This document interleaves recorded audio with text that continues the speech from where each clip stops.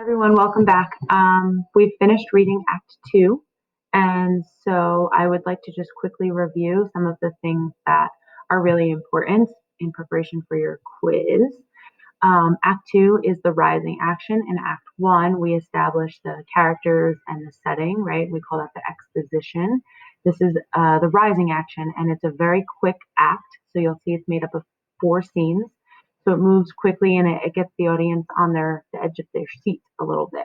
In the beginning of scene 1, we see Banquo is a little bit suspicious of some things that are going on, and he seems a little bit on edge, okay? Macbeth enters and basically asks Banquo, and I'm just going to read the quote here, "If you shall cleave to my consent when 'tis, it shall make honor for you."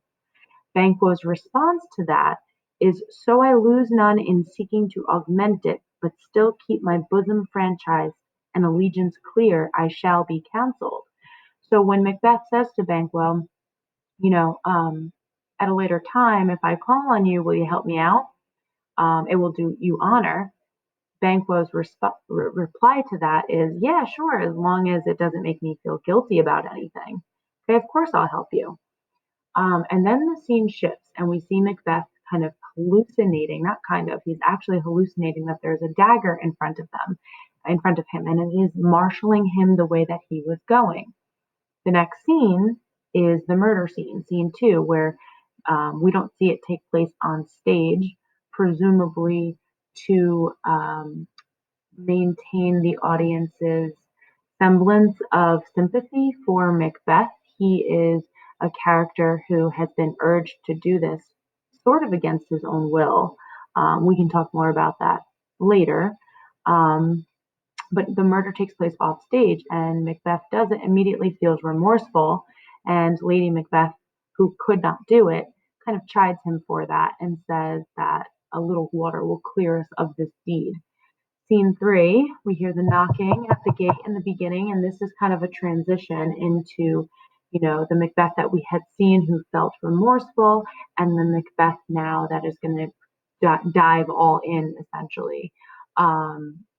He becomes like a completely different character, and we can welcome him ultimately to hell, which is what his castle from this point forward seems to become.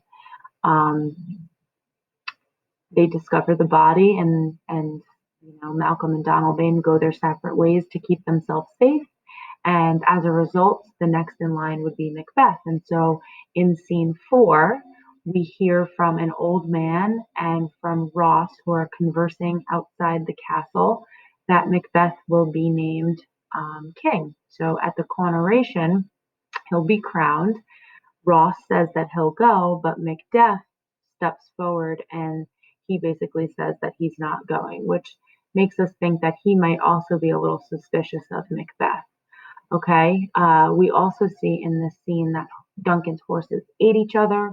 We saw that a hawk has been killed by an owl, and we also see that it is daytime, but everything is dark, right? So it seems that the natural world is going berserk.